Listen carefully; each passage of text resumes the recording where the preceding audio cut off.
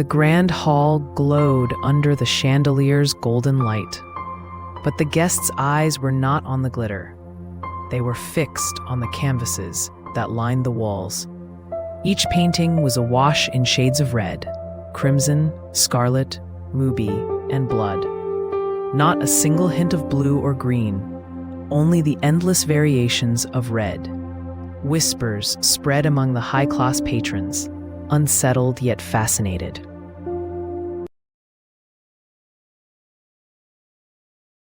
Tara entered in a silk gown, her curiosity sharpened by the mystery. She had heard of Adrian Alter, the enigmatic artist whose work was said to leave audiences haunted. But tonight, she found herself drawn to something more than the art. She was drawn to the man himself. When Tara approached him, Adrian stood near his centerpiece, a canvas drenched in deep carmine.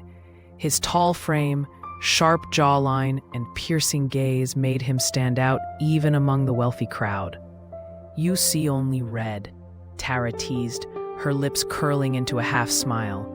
Adrian's eyes locked on hers, and with a voice smooth as velvet, he answered, "Red is the color of love, of desire, of eternity." His words lingered in her mind long after she left the gallery. Over the weeks, Adrian courted Tara with quiet intensity. They dined in candlelit restaurants, walked through gardens at twilight, and spoke of art and philosophy. Yet Adrian remained a mystery. He never joined her under the sun. He claimed he painted only at night, that inspiration struck when the world slept. Tara was enchanted, though at times she felt a chill when his eyes lingered too long on her neck. One evening, as they walked along the riverbank, Adrian stopped suddenly. "I want to paint you," he said. Tara laughed nervously. "Me? I'm no muse." "You are more," he insisted. "Your soul belongs to the canvas." His words unsettled her, but flattered her as well. She agreed.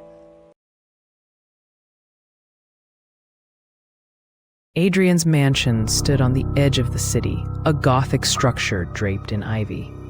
When Tara entered his studio, the air was colder than outside. Tall candles lit the room, their flames flickering against unfinished canvases, each painted in disturbing shades of red. Her heels clicked on the marble floor as Adrian guided her to a chair. She shivered, though no breeze stirred the air. Adrian positioned Tara carefully under the dim glow. His gaze was intense, almost predatory. "Stay still," he whispered, lifting his brush.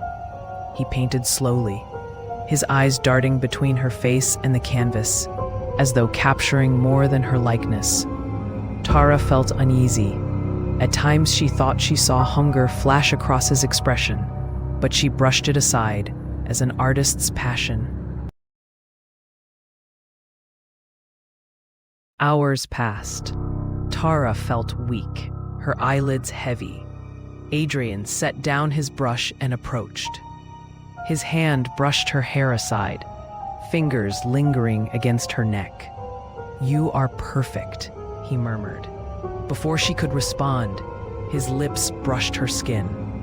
Then came the sharp sting, fangs sinking into her flesh.